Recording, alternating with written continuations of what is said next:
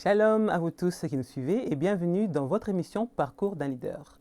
Alors aujourd'hui, nous allons recevoir un leader, étant donné que tout leader est censé avoir un parcours. Je vous invite à rester connecté.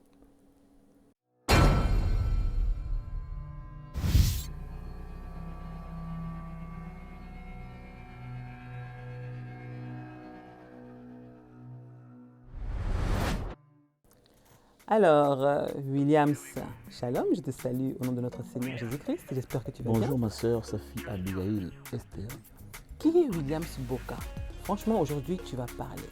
Moi, je ne vais pas te poser beaucoup de questions, mais j'aimerais vraiment que tu puisses te développer ce que tu as à dire à ton sujet, parler de toi, parler de ton métier, de ce que tu es, de ce que tu étais. Voilà, donc qui est Williams Boka? Et qui est Williams Boka? Alors Williams, c'est un enfant de Dieu et j'aime pas trop parler de moi, mais puisque tu me le demandes, je le fais. Donc Williams, c'est un père des enfants, père de famille, c'est un entrepreneur et un enfant de Dieu. Pourrais-tu, s'il te plaît, te parler de ton enfance?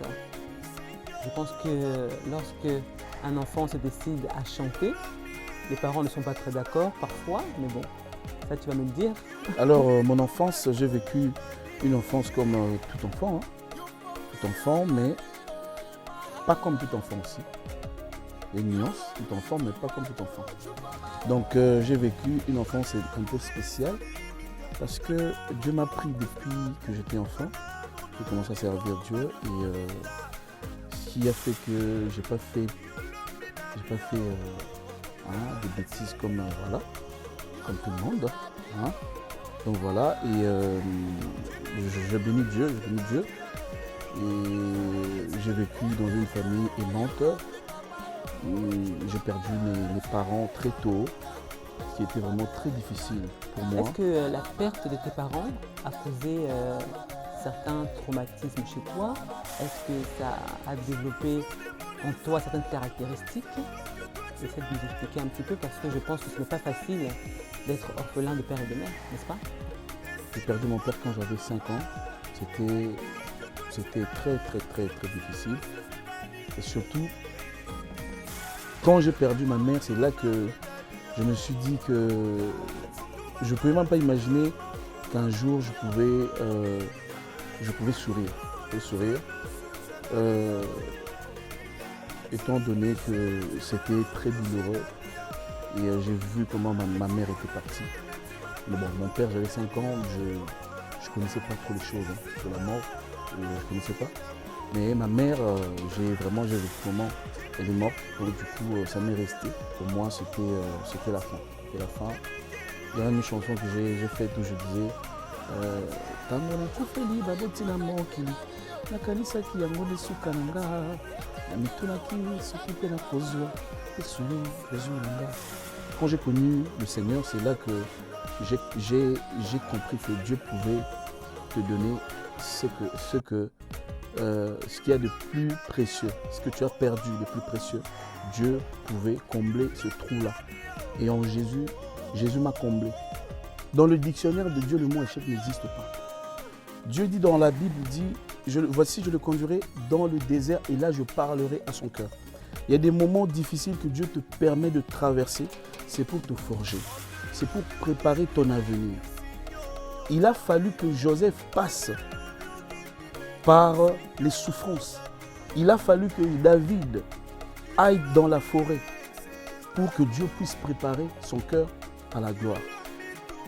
Les moments difficiles, j'aimerais dire à quelqu'un que le moment difficile que tu traverses aujourd'hui, sache que ce moment-là n'est pas pour te tuer, mais c'est pour te préparer à une gloire à venir.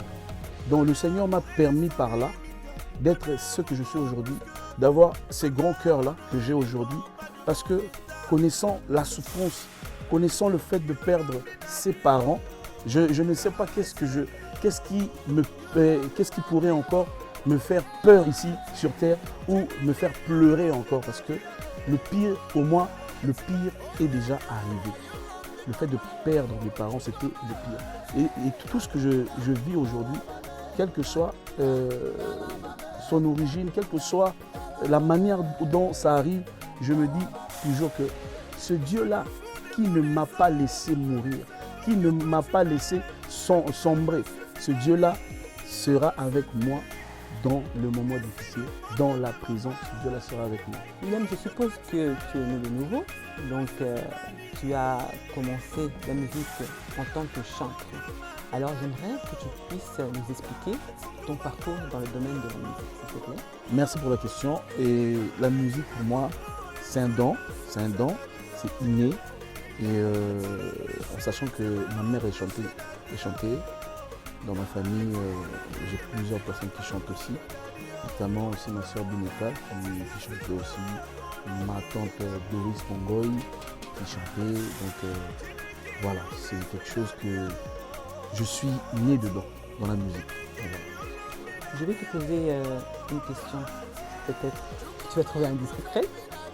Nous voulons savoir, est-ce que le frère Williams est marié, il est célibataire, il a des enfants? Ouais, le frère Williams, il est marié. Présentement, il est célibataire. Donc voilà, et quand je dis j'étais marié, allez-y comprendre. Donc c'est un parcours, donc voilà, c'est la vie. Comme cette émission, Parcours d'un leader, donc ça fait partie de mon parcours. Et Dieu a voulu que ça soit ainsi. Et par rapport aux enfants, oui, j'ai deux beaux enfants, que je salue en passant. Eliam, c'est Gian. Eliam, c'est le premier, Gian, la deuxième. Voilà. Alors je vais aller droit au but maintenant, parce qu'aujourd'hui nous sommes dans un studio, un très beau studio, Willbook Studio. Et pourrais-tu, s'il te plaît, nous expliquer comment t'es venue l'idée de pouvoir me mettre en place ce studio, les commencements, les difficultés, voilà. J'ai eu des gens qui m'ont encouragé, notamment le frère Pichet. Je me souviens quand je l'ai appelé pour qu'on chante une chanson que j'avais à l'ancienne, c'était une chanson pour le Congo. Et là, quand il est arrivé, il a vu comment je travaillais. C'est là qu'il m'a encouragé, il m'a dit non mais tu bosses bien et tout. Parce qu'avant, je travaillais pour moi-même. C'était même dans ma chambre avec la mère des enfants. Donc du coup, quand il est arrivé, le fait qu'il m'encourage, ça m'a encore motivé. Et j'ai sorti mon studio de notre chambre, je l'ai mis dans la chambre de mon fils. Et après j'ai commencé mon premier album, c'était l'album de mon frère Guivano et du frère Joël Alende. Donc jusqu'à aujourd'hui, si je travaille aujourd'hui, c'est parce que le frère Pichet qui m'a boosté. Quand il est arrivé, j'ai vu que c'était une grande personnalité. Alors il m'a dit non, moi j'ai eu à fréquenter plusieurs studios, tu bosses bien, continue comme ça. Et voilà, jusqu'à aujourd'hui, voilà là où vous êtes. Vous êtes maintenant chez Willbook Studio, à Épinay-sur-Seine, là où maintenant c'est mon bureau, je passe tous mes temps ici et je bosse pas mal de chants. Donc voilà. Merci beaucoup mon frère William. Maintenant j'aimerais bien que tu puisses expliquer aux personnes qui nous suivent comment pourrait-il faire pour pouvoir travailler avec toi, pour pouvoir se connecter à toi, afin de bénéficier de tes services. En fait, pour nous contacter, je dis nous parce que je suis avec une équipe avec qui je travaille. Pour nous contacter, c'est facile. Il y a le numéro qui s'affiche au bas de l'écran. Et en plus de ça, nous sommes situés au 4850 avenue d'Anguin. Je produis tout type de style, voilà. Il suffit juste d'appeler et puis vous aurez plus de détails. En tout cas, merci beaucoup, cher frère Williams. Merci beaucoup, cher leader, d'avoir pris le temps de répondre à mes questions. Merci beaucoup, ma sœur Abigail Safi. Merci pour ta disponibilité. Que le Seigneur te bénisse. Et à vous tous qui avez pris le temps de nous suivre, je vous dis merci et surtout, n'hésitez pas à vous abonner à notre chaîne Parcours d'un leader. Shalom.